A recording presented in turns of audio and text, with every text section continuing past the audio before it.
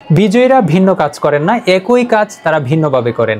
একটা মাছের তরকারি, খুব বেশি কিছু না, কিন্তু এটা আমি কিভাবে রান্না করলাম দেখুন, একবার যে খেয়েছে তার আজীবন মনে থাকবে।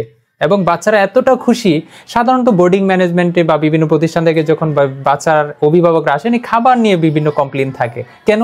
একজন অভিভাবক আমাদের প্রতিষ্ঠানে দেখাতে পারবেন না যারা খাবার নিয়ে কমপ্লেন করে। এবং তারা এই একই খাবার দিয়ে আমরা ক্যান্টিন পরিচালনা করি, আলহামদুলিল্লাহ অনেক মানুষরা খাবার খান, অভিভাবকরা এই খাবার খান, আমরা নিজেরা একই খাবার খাই, সেকেন্ড কোনো রান্না হয় না।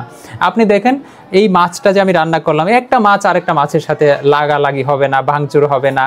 সাধারণত মাছের তরকারি রান্না করতে গিয়ে জগা খিচুড়ি করে ফেলে, মাছ ভাজি করে রান্না করার টেস্টি একটা, আবার একসাথে তরকারি সবকিছু একসাথে মিক্সড করে রান্না করার মজাই কিন্তু আলাদা। প্রথমে তরকারিটা একটু সিদ্ধ করে নিলাম, সব তরকারি আমাদের এখানে তো একদম টাটকা সবজি পাওয়া যায়, যেটা একেবারে সকালবেলা আমাদের এখানে দিয়ে যান কৃষকরা, মশলা মিক্সড করে। আবার সবগুলো মাছ এরকম প্রায় 4 শতাধিক, প্রায় 500-র মতো পিস আমরা সেখানে, এই 4টা বড় পাতিল কিন্তু ছোট দেখা যাচ্ছে, তো এটার উপরে প্রথমে সুন্দর করে সাজিয়ে দিলাম, একেবারে ফুটন্ত পানি দিলাম এটার উপরে, তারপরে আস্তে করে চুলাতে বসিয়ে দিলাম।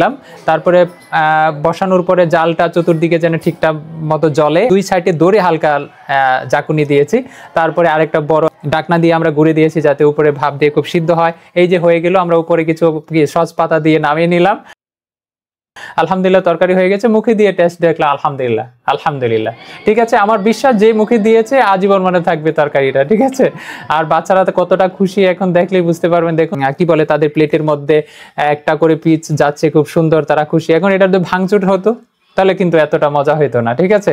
তো এটাই মানে জিনিসটা কিন্তু একই তরকারি রান্না, কিন্তু আমি একটু ডিফারেন্ট ভাবে রান্না করলাম, কিন্তু সবাই খুব খুশি, দেখেই অন্যরকম। যে প্লেটটা যখন প্রত্যেকটা ফ্লোরে এক একটা প্লেট পাঠানো হলো, দেখেই তারা খুশিতে আত্মহারা। মাশাআল্লাহ, অনেক সুন্দর।